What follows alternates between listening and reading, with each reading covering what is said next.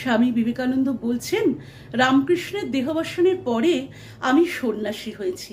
তিনি বিবেকানন্দকে দেখে যাননি সন্ন্যাসী হতে, তিনি শুধু তার নরেনকে চিনতেন, ভালোবাসার সেই বন্ধন আমি কিন্তু বলছেন যে আমি ছিন্ন করতে পারিনি।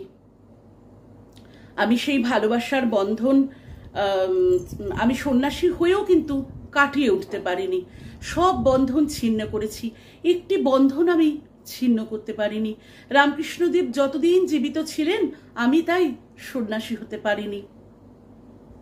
তিনি আরো বলছেন, তিনি দীক্ষা দিয়েছিলেন আমাকে, সন্ন্যাসের দীক্ষা, কিন্তু সর্বত্যাগী সন্ন্যাসী হয়ে আমাকে কিছুতেই তার চোখের আড়ালে কিন্তু যেতে দেননি।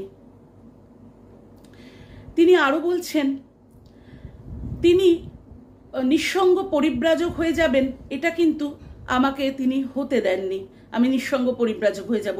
বড্ড যে ভালোবাসতেন আমাকে, আমি সন্ন্যাসী হয়ে চলে গেলে তার চোখের জল পড়ত। আমি জননী ভুবনেশ্বরী দেবীর চোখের জল ফেলেছি, কিন্তু রামকৃষ্ণদেবকে কষ্ট দিতে পারিনি। তাকে কষ্ট দেওয়ার কষ্ট আমি সহ্য করতে পারতাম